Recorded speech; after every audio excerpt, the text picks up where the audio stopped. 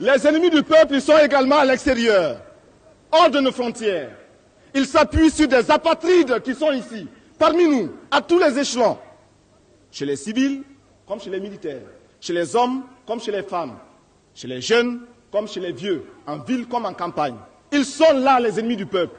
Ils sont là, les ennemis extérieurs. C'est le néocolonialisme, c'est l'impérialisme. Alors,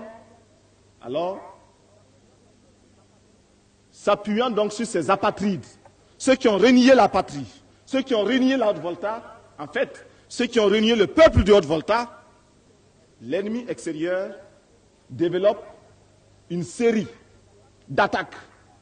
Des attaques en deux phases. La phase non violente et la phase violente.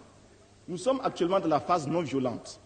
Et l'ennemi extérieur, c'est-à-dire l'impérialisme, c'est-à-dire le néocolonialisme, tente de semer le doute dans les esprits, tente de semer la confusion au sein du peuple voltaïque. Ainsi donc, à travers leurs journaux, leurs radios, leurs télévisions, ils font croire que la Haute-Volta est à feu et à sang.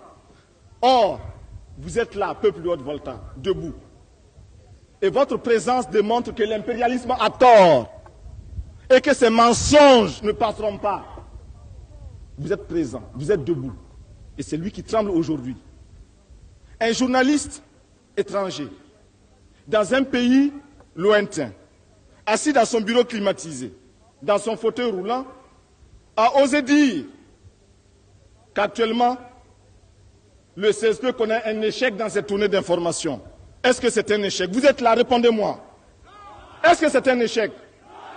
Je souhaiterais que l'impérialisme soit là, qu'il vous entende dire non. Répétez, est-ce que c'est un échec? Voyez-vous, l'impérialisme a tort. Mais l'impérialisme est un mauvais élève. C'est un mauvais élève. Quand il est battu, quand il est renvoyé de la classe, il revient encore. C'est un mauvais élève. Il n'a jamais appris la leçon de son échec. Il n'a jamais tiré la leçon de son échec. Il est là-bas en Afrique du Sud, en train d'étaler, en train d'égorger les Africains. Simplement parce que ces Africains pensent à la liberté, comme vous aujourd'hui. L'impérialisme, il est là-bas, en train d'écraser les peuples arabes. C'est le sionisme. L'impérialisme est partout. Et à travers sa culture qu'il répand, à travers ses fausses informations, il nous amène à penser comme lui. Il nous amène à nous soumettre à lui, à le suivre dans toutes ses manœuvres. De grâce, il faut que nous barrions la route à cet impérialisme. Et je vous ai dit qu'il passera à une phase violente. Cet impérialisme, c'est lui qui a organisé des débarquements dans certains pays que nous connaissons. Cet impérialisme, c'est encore lui qui a armé ceux qui, en Afrique du Sud, tuent nos frères. Cet impérialisme, c'est encore lui qui a assassiné les Lumumba, les Cabral, les Kwame Nkrumah. Mais je vous dis et je vous promets, parce que j'ai confiance en vous et vous avez confiance au CSP, et parce que nous formons le peuple, que l'impérialisme, quand il viendra ici, nous l'enterrerons. Nous enterrerons l'impérialisme ici. Ouagadougou sera le Boribana de l'impérialisme. Mais il a essayé, par des méthodes qui sont très affinées, de faire en sorte qu'au sein même du CSP, il y ait la division. Il a fait en sorte qu'au sein même du peuple voltaïque, il y ait l'inquiétude et la psychose. Nous disons que nous n'avons pas peur. Pour la première fois, il se passe en Volta quelque chose de fondamental, quelque chose de tout à fait nouveau. Le peuple aime la démocratie. Mais le peuple n'a jamais eu le pouvoir d'instaurer ici une démocratie politique vraie.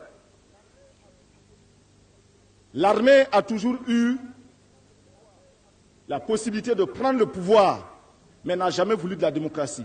Pour la première fois, nous voyons l'armée qui veut le pouvoir et qui veut la démocratie et qui veut se lier réellement au peuple. Pour la première fois aussi, nous voyons le peuple qui vient massivement pour tendre la main à l'armée. C'est pourquoi nous considérons que cette armée qui est en train de prendre les destinées de Haute-Volta, c'est l'armée du peuple. C'est pourquoi je salue aussi ces pancartes qui parlent de l'armée du peuple. Nos ennemis de l'intérieur comme de l'extérieur, pour nous nuire, s'appuient sur un certain nombre d'éléments. J'en citerai quelques-uns et je vous laisserai le soin de compléter. Ils essaient de faire croire que le CSP va arrêter l'administration, la marche normale de l'appareil de l'État. Parce que le CSP a pris des décisions contre des militaires et le CSP prendra des décisions contre des cadres civils. Mais nous prenons ces décisions simplement parce que nous estimons qu'à cette phase de notre lutte, il y a des hommes qui ne peuvent pas suivre notre rythme. Il y a des fonctionnaires qui n'arrivent au bureau qu'à 9 h, qui ressortent à 10h30 pour aller dans leur verger et surveiller leur villa. Est-ce que c'est normal?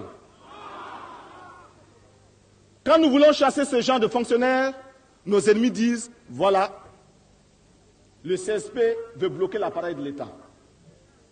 Mais qui a peur de qui? Nous sommes avec le peuple. Eux, ils sont contre le peuple.